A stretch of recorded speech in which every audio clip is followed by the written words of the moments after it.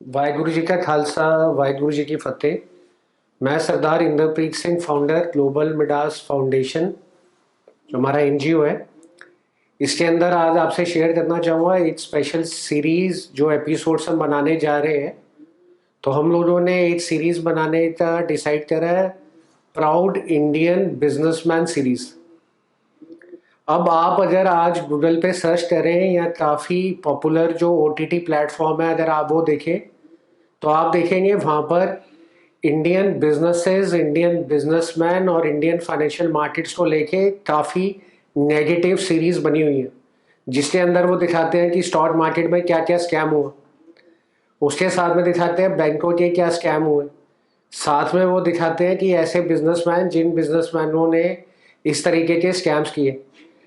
But आज अगर इस तरीके से सिर्फ हम नेगेटिव दिखाते जाएंगे और पॉजिटिव साइड नहीं दिखाएंगे तो विदेशों में और वेस्टर्न सोसाइटी के अंदर भी इससे ज़्यादा बड़े बड़े स्कैम्स होते हैं फाइनेंशियल मार्केट्स के, फाइनेंशियल इंस्टीट्यूशंस के। और इससे ज़्यादा बड़े बड़े कॉर्पोरेट लेवल पे भी स्कैम्स होते हैं। बट अगर सिर्फ नेगेटिव दिखाया जा रहा है तो बहुत इंपॉर्टेंट है कि हम पॉजिटिव पॉजिटिव साइड और पहलू भी दिखाएं। आज अगर बड़े इंडस्ट्रियलिस्ट नहीं होते, टाटा ग्रुप्स नहीं होते, रिलायंस ग्रुप नहीं होता, तो इस तरीके से अगर बड़ा कॉर्पोरेट हाउसेज नहीं होते तो किस तरीके से इकोनॉमी में बूस्ट आता, इंफ्रास्ट्रक्चर की डेवलपमेंट होती, एम्प्लॉयमेंट जनरेट होती और किस तरीके से हम लोग एक ग्रोथ पैटर्न पे चलते। तो इसी चीज़ को मद्देनज़र रखते हुए हम लोगों ने ये प्राउड इंडियन बिजनेसमैन सीरीज़ बनाई है।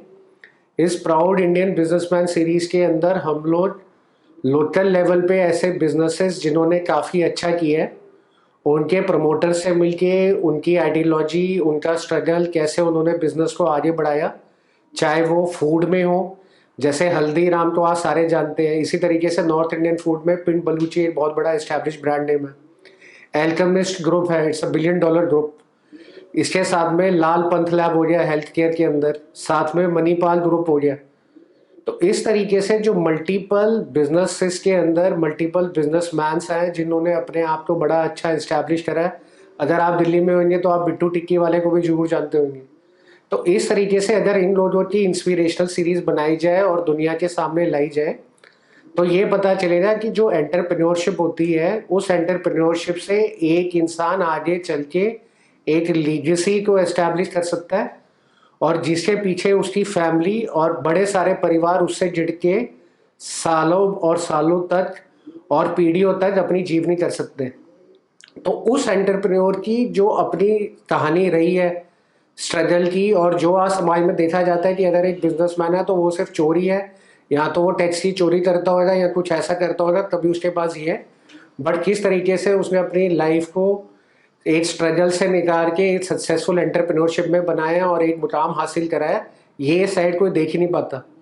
तो हम लोग अपने इस इनिशिएटिव के अंदर पूरे जम्मू से लेकर कन्याकुमारी तक अलग अलग वर्टिकल्स में, जैसे हेल्थ केयर हो गया, एजुकेशन हो गया, उसके साथ में फार्मा हो गया, एग्रो हो गया, तो अलग अलग वर्टिकल्स के अंदर ऐसे बिजनेसमैनों की जीवनी और बायोग्राफी रिकॉर्ड करेंगे और उनके एपिसोड्स बना के रिलीज करेंगे, जिसके तहत ये पता चला जाएगा कि खून खून में और मिट्टी में भारत की एक एंटरप्रेन्योर बसता है। चाहे वो खेती करके अपने पूरे परिवार को पाले, या वो अपने आप को एक स्टॉल लगा के एक छोटा सा चाहे रेस्टोरेंट खोल ले, या वो किसी भी तरीके से कपड़े बना के अपनी जीवनी चलाए। तो इस के अंदर मैं इनवाइट करता हूँ लोगों से कि वो हमारे ग्लोबल मिडास फाउंडेशन के यूट्यूब चैनल पे कनेक्ट हो।